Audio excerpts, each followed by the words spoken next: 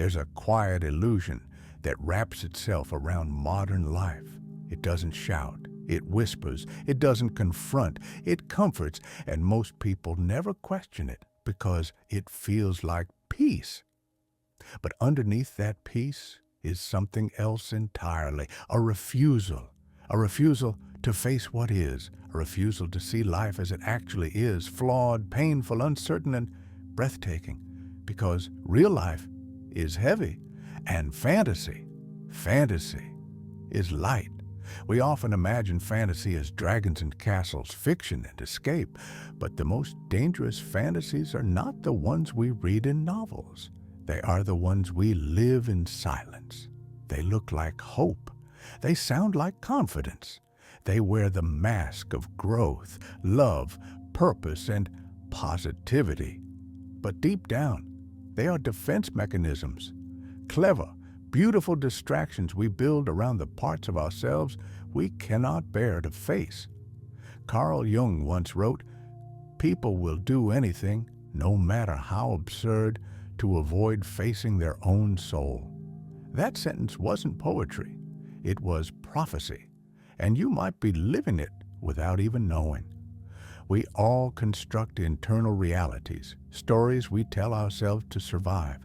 Some of them protect us, some inspire us, but some stories become prisons. Stories like, "I'm fine, I just need to manifest it. Once I find the right person, everything will fall into place. It's all part of the plan. I know myself. This time will be different."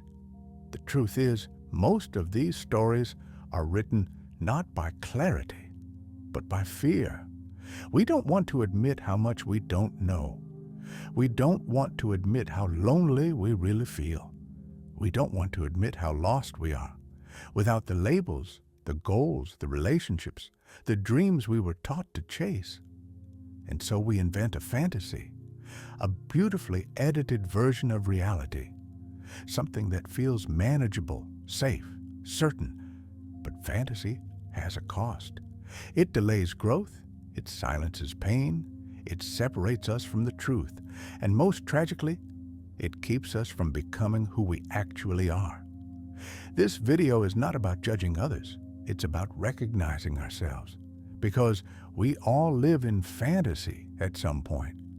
We all lie to ourselves in small, gentle ways. We all crave comfort more than confrontation. We all want to believe that life will deliver us the truth without requiring us to face it. But life doesn't work like that. At some point, something breaks.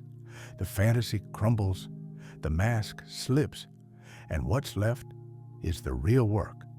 That moment, painful as it may be, is sacred, because it's the first step towards something deeper than fantasy, awakening.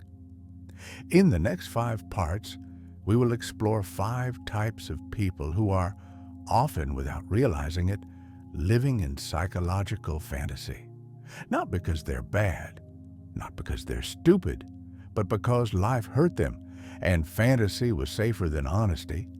Each type will reflect a different strategy of avoidance.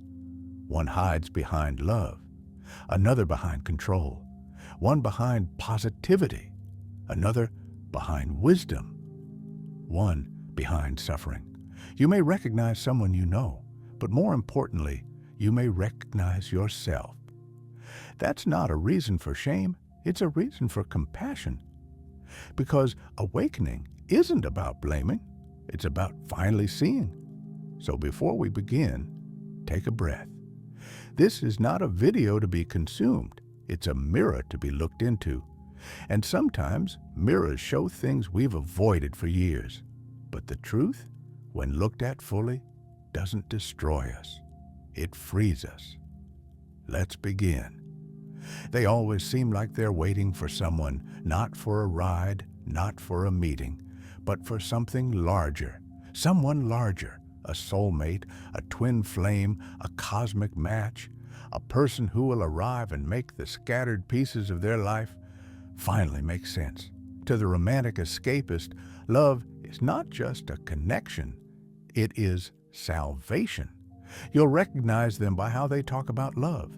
It's grand, intense, poetic, fated. They speak of emotional explosions, destiny, karmic timing, and how everything happens for a reason. They are deeply sensitive, deeply imaginative, and often deeply wounded, because for them, love is the ultimate fantasy. It's the place where pain becomes beautiful and longing becomes noble. They don't just want connection, they want transcendence. They want to be seen so perfectly, so fully, that all their shame disappears in the eyes of the other. But here's the quiet truth. They're not really searching for a person. They're searching for themselves, reflected in someone else. That's the trap. They've never been shown how to turn inward, so they turn all their longing outward onto an imagined other who will carry the weight they were never taught to hold. This fantasy can last for years, sometimes forever, because even when love appears, it's not enough. Real people disappoint. Real love is flawed. Real intimacy is slow, boring, uncomfortable. So they leave, or they suffer, or they idealize, and in doing so, they stay loyal to the fantasy, not to the person. The romantic escapist confuses intensity with truth. They believe that a powerful feeling must mean something real, that butterflies mean fate, that longing equals love. But that's not love. That's projection. They pour their unhealed parts onto another human and call it connection. But the other person isn't the healer. They're the screen. The fantasy is this: once I find the right person, everything inside me will calm down. But nothing inside ever calms down when you're using someone else as a mirror. Underneath the fantasy is a fear. The fear of being alone with themselves, because being alone means sitting in silence. And in silence, the echoes come, the questions, the regrets, the grief. So instead of facing that silence, the romantic escapist fills it with stories. The one who got away, the one who's coming, the signs from the universe, the synchronicities, the way that stranger looked at them that one time. Everything becomes a message, everything becomes meaning, but it's meaning without grounding, emotion without integration, hope without reality. And it's easy to get stuck here because our culture worships love. Movies, music, novels, they all tell us the same thing. Your life will begin when you find the one.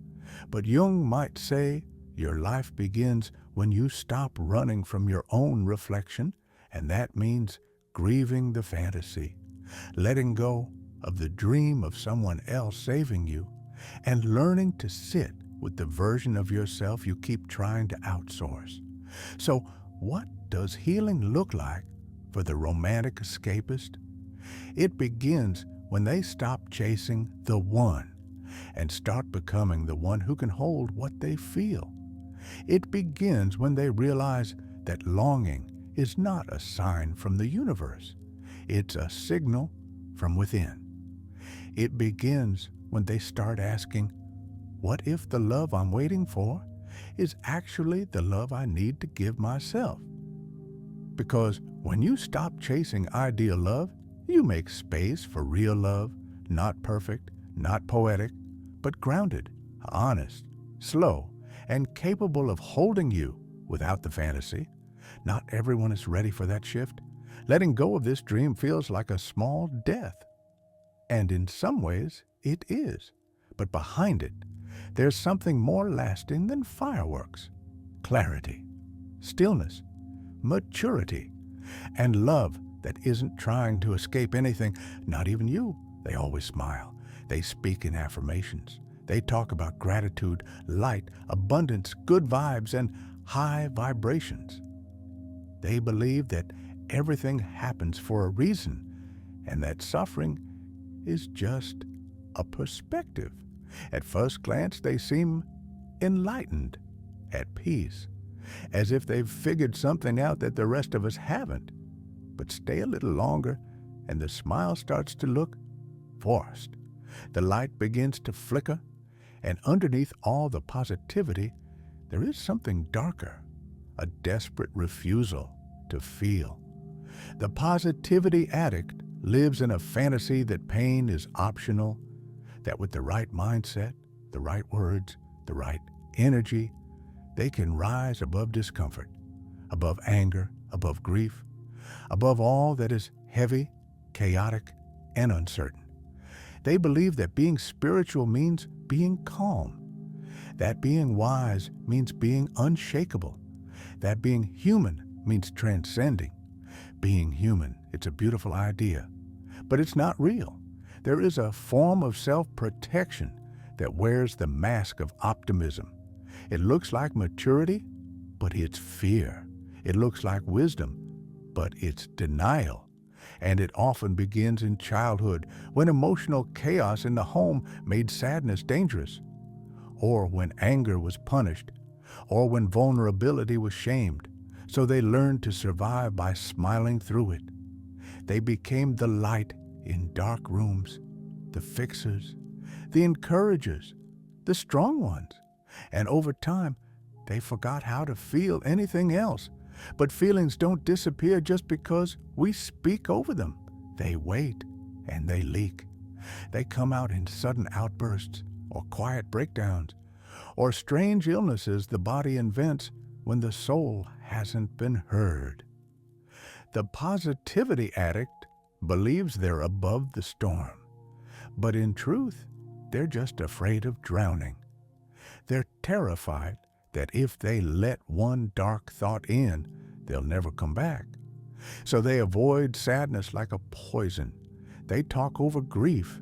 They reframe trauma too quickly. They forgive before they've even felt the wound. But pain that is rushed is never resolved. It just buries itself deeper. And the more they suppress, the more they split. One part radiating light, another quietly falling apart in the dark. Jung wrote that no tree can grow to heaven unless its roots reach to hell. But the positivity addict is too afraid of the roots. They want the height without the depth, the insight without the breakdown, the healing without the wound. But real growth demands descent. They cling to fantasy because it feels safer than truth. And the fantasy is this: if I stay positive, I won't have to feel the chaos inside me. If I smile hard enough, the shadows will leave me alone. If I'm grateful, I won't have to grieve. But gratitude doesn't cancel grief. Light doesn't erase shadow. And joy doesn't mean much if it's built on silence. The irony is this: they fear that acknowledging pain will destroy them. But what really destroys them is denying it. Because when we reject our pain, we reject the parts of us that are asking to be healed. And healing doesn't happen through affirmation. It happens through integration, not saying, "I'm okay," when you're not, but asking, "Why do I feel like I can't not be okay?" So what does awakening look like for the positivity addict? It begins with permission. Permission to be messy, to be uncertain, to be exhausted, to cry without a moral at the end, to stop turning pain into content. It begins when they stop performing peace and start allowing their humanity, not as a failure of spirituality, but as its beginning. There is a kind of peace that is born from pretending, but there is another deeper kind, the peace that arrives when you've held the full weight of yourself and survived it. That kind of peace is quiet. It doesn't shout or sparkle, but it endures because it was built through truth, not avoidance. If the romantic escapist dreams of love, The positivity addict dreams of safety, but in both cases, the dream becomes a prison, a gentle, well-decorated, socially approved prison, but a prison nonetheless. And the key is not to destroy the light, but to invite it to coexist with the dark, because that's what makes us whole, not pretending we are perfect, but learning how to carry the broken parts with honesty, with tenderness, and without shame. They don't cry, they don't complain, they don't reveal, but they explain everything with eloquence, with logic, with impeccable internal order. They are composed, precise, unshaken. When chaos enters the room, they don't react. They analyze. They break it into parts. They name it, organize it, wrap it in words, as if that could make it less real. These are the thinkers, the overachievers, the rationalists, the ones who believe that if they can understand everything, they will never have to feel anything. They are often admired. Their minds are sharp, their insights elegant. They can quote books, philosophers, theories. They sound enlightened, but something in their voice is distant, detached, cold, because what they seek is not truth, but control. The philosopher of control has built a fortress out of ideas, not to expand into life, but to protect themselves from it. They use knowledge like armor. Their logic is a wall between them and their emotions. Their intellect is a map of terrain. They refuse to walk barefoot. They don't feel the storm. They describe it. They don't grieve. They define the mechanics of grief. It's all clean, all managed, all sterile, but also all alone. At some point, usually early in life, they learned that emotion was dangerous. Maybe it overwhelmed their parents. Maybe it was punished. Maybe it was used against them. So they turned to the one place where they felt safe, their own mind. And what began as self-protection became a prison of abstraction. They are not living life.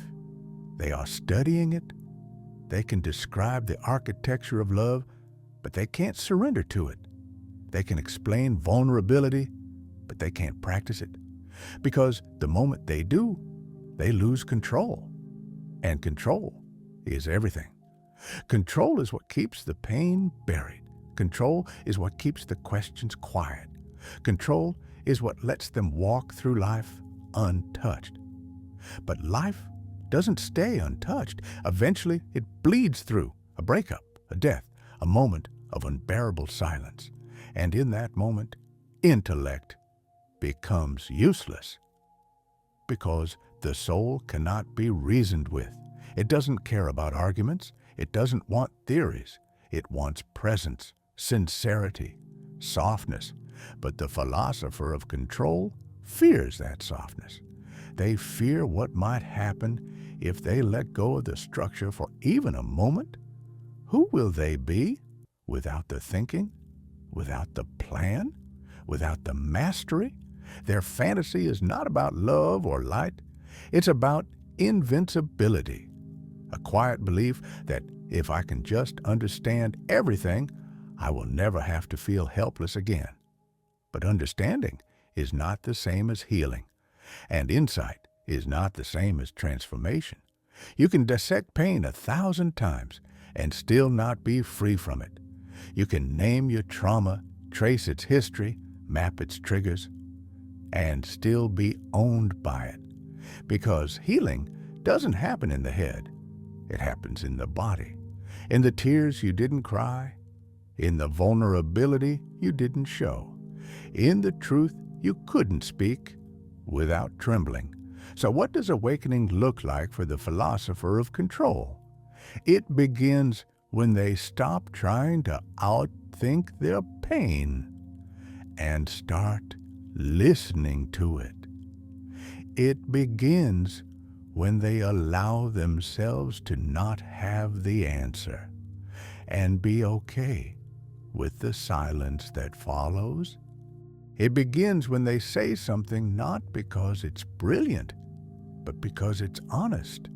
They think the mind protects them from collapse, but in truth, the collapse is already happening, quietly, emotionally, relationally, spiritually. They're not breaking down visibly, they're drying out from the inside. And no amount of intelligence can rehydrate a soul that has forgotten how to feel. Jung once wrote that the greatest danger comes from the man who has not integrated his own darkness. But another danger is the one who has never dared to feel at all, because the absence of emotion is not strength, it's starvation. And you can only live without water for so long. To let go of this fantasy is to surrender to the terrifying truth that we are not gods of our inner world. We are guests. We are students. We are vulnerable participants in a mystery far beyond our understanding. And that mystery is not meant to be mastered. It's meant to be lived. When the philosopher finally sets down their armor, not because they have to, but because they're tired, they discover something strange and beautiful, that even when the mind is silent, they still exist. And for the first time, they feel not in control, but alive. Some people don't run from pain.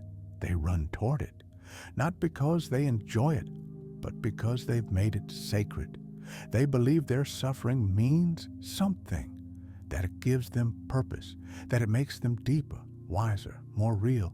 They wear their wounds like armor.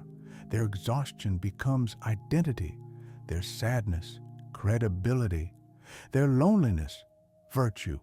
This is the martyr of meaning. They don't escape into love or light or logic. They escape into suffering, because pain to them is the only thing that feels true. These are the people who say, no one really understands. It's always been this way for me. This is just the burden I carry. Some people are meant to feel more deeply. Their words are soft, but their pain is sharp, and they carry it not with self-pity, but with quiet pride. Because in their story, pain is proof that they're alive, that they care, that they're not one of those people who numb or pretend. At first, it sounds like depth, like soul, like authenticity. But underneath it all is a quiet, tragic fantasy. That suffering is identity, that without it, they are nothing. Where does this come from?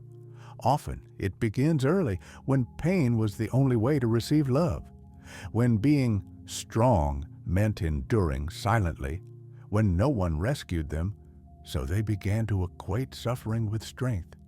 They became the one who carried it all, the emotional holder, the quiet warrior, the deep one.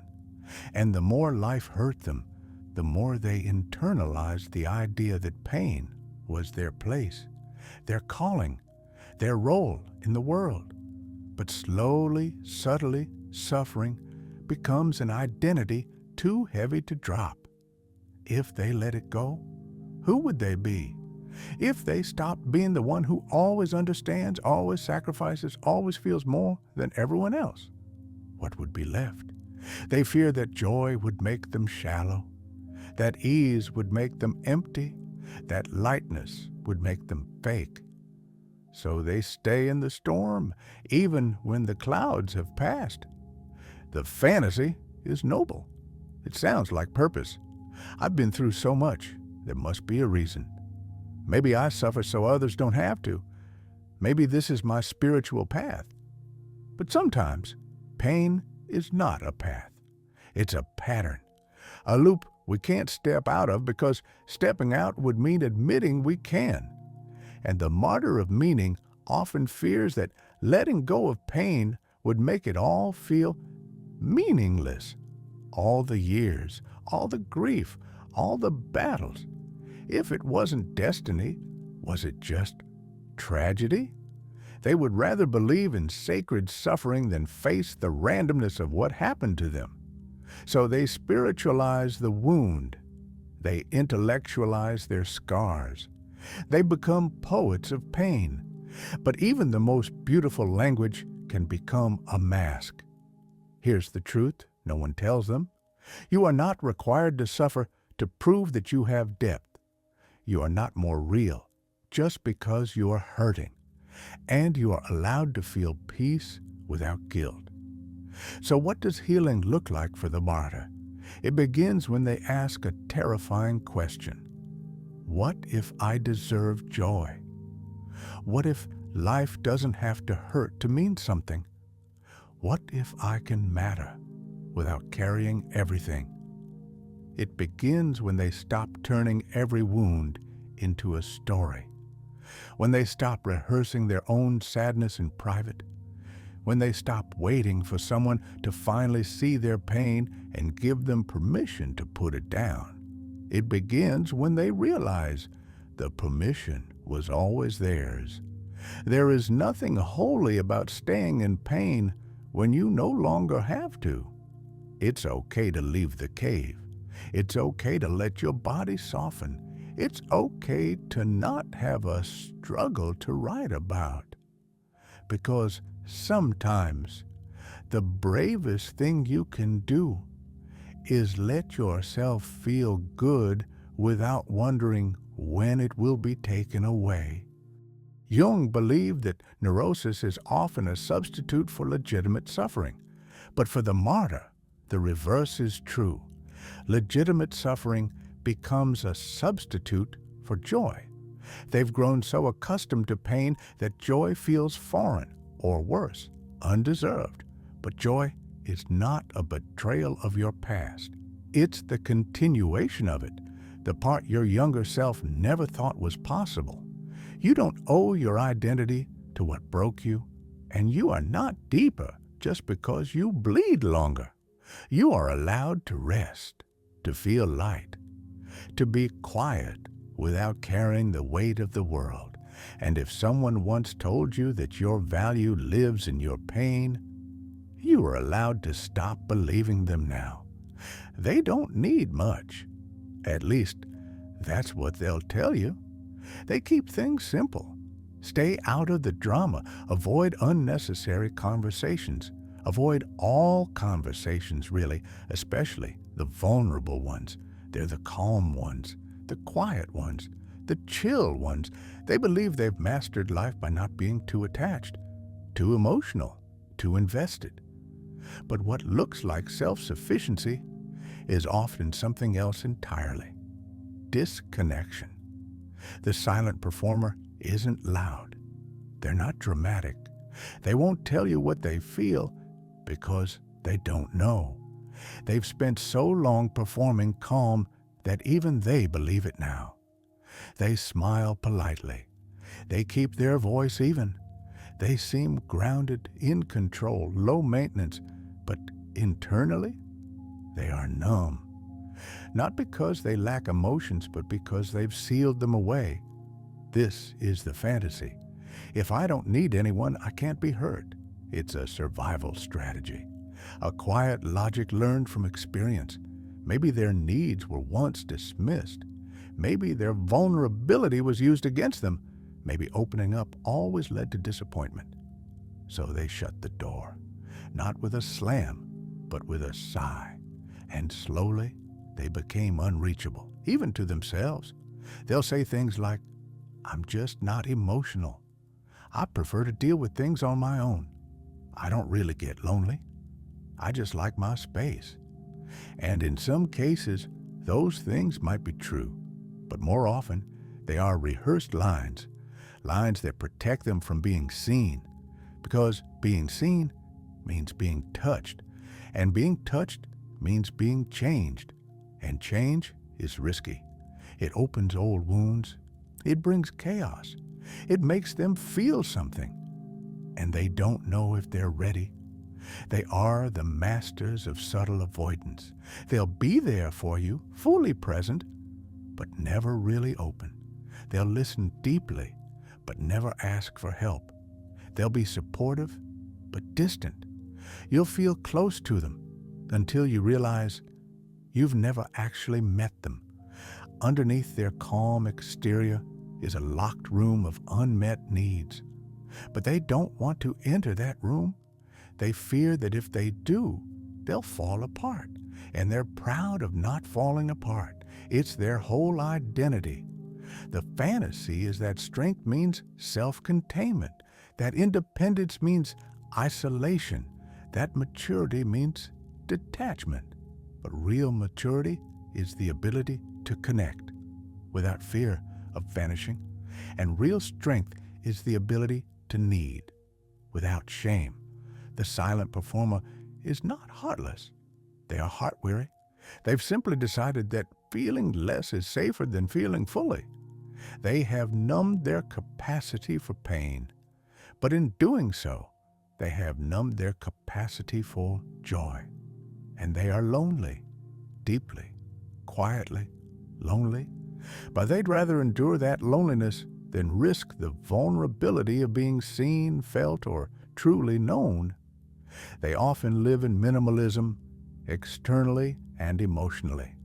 Everything is clean, controlled, peaceful. But the soul doesn't want peace at the cost of connection. It wants aliveness, warmth, risk, intimacy. The silent performer has built a beautiful shell, but shells by nature are empty. And eventually, the emptiness starts to echo. So what does awakening look like for them? It begins when they admit that their distance is not strength, but fear. It begins when they allow someone to see what they're not proud of. When they say, "I don't know how to do this," and don't apologize for it. It begins when they stop playing the role of the calm one and start showing up as the real one. It begins, in short, when they let themselves be felt. That's the thing no one tells them. People don't love you for being untouchable. They love you for being reachable. And you don't have to be a fortress to be respected. You can be soft, messy, confused, still figuring it out. And the people who matter will not run from that. They'll come closer. You are not a performance. You are not a minimalist soul. You are not a background character in your own life. You are a human being, meant to break sometimes, meant to reach out, meant to be mirrored by someone who sees you fully and does not flinch. Jung once said, "The privilege of a lifetime is to become who you truly are." But you can't become who you are if you're always performing who you think you should be. You are allowed to need. You are allowed to ask. You're allowed to be known. And even if you've spent years hiding, it's not too late to come back to yourself, to your feelings, to others. So now you've met them, the dreamers of love, the worshipers of light, the architects of logic, the poets of pain, the calm, unreachable ghosts. 5 different people, 5 different fantasies, 5 different ways of avoiding something all too human, the unbearable weight of reality. But the truth is, these aren't 5 people, they're 5 faces. And at some point, you've worn every one of them. You've longed for someone to save you. You've smiled to avoid breaking down. You've talked when you should have cried. You've carried pain like a badge. You've pretended to need no one. These fantasies aren't failures. They're survival stories. They were born in moments you couldn't process, in rooms where truth wasn't safe, in childhoods where feelings were too loud, in relationships where honesty was punished. They are not weaknesses. They are clever ways your soul tried to stay whole. But what once protected you may now be holding you back, because at some point the fantasy becomes a cage, and waking up becomes the only path forward. But waking up isn't loud. It doesn't happen in a dramatic flash. It happens in quiet, inconvenient moments, when you feel nothing, in a place where you should feel everything, when the smile hurts more than the silence, when the person you once prayed for arrives and you feel nothing, when the words you speak no longer feel like your own, when you realize you've been surviving life, not living it. These are sacred moments, not because they feel good, but because they finally feel real. You might be asking, so what now? How do I live without the fantasy? What am I supposed to hold on to? And the answer is not simple, because there is no new fantasy to replace the old. There is only this: presence, raw, messy, unstructured, unimpressive, but real. To live without fantasy is not to live without dreams. It is to live without illusion, to want without expecting rescue, to hope without denying pain, to love without disappearing, to feel without apologizing, to think without hiding, and most importantly, to look in the mirror and say, "This is me, all of me, even the parts I wish weren't." That is not weakness. That is freedom. Carl Jung believed that the greatest tragedy of the human soul is not its darkness, but its unwillingness to face it. But he also believed something else, that facing it doesn't destroy you, it integrates you, it doesn't punish, it completes. And what you find on the other side is not perfection, but wholeness, a life no longer split between appearance and truth, between performance and presence, between the mask and the mirror. So here is the quiet invitation this video offers: not to change who you are, not to reject the parts that tried to protect you, but to sit beside them, hold them, and slowly ask, "Are you still serving me? Or are you keeping me asleep?" Because you don't need to be rescued. You need to be reunited with your reality. And sometimes that reality is confusing, lonely, incomplete, but it is yours. And only in that reality can anything real begin. There is no formula for awakening, no perfect book, no final answer. But there is this moment, this breath, this small flicker of recognition, this quiet voice inside saying, "I think I've been hiding." That voice is the beginning of honesty, of integration, of life. And if you're afraid, good. That means you're close. Because the mind is always afraid right before the soul comes home. So come home to yourself, to your truth, to your unlived life. And when you do, don't expect applause. Don't expect clarity. Expect only this: silence. And in that silence, something waiting, something ancient, something real. You.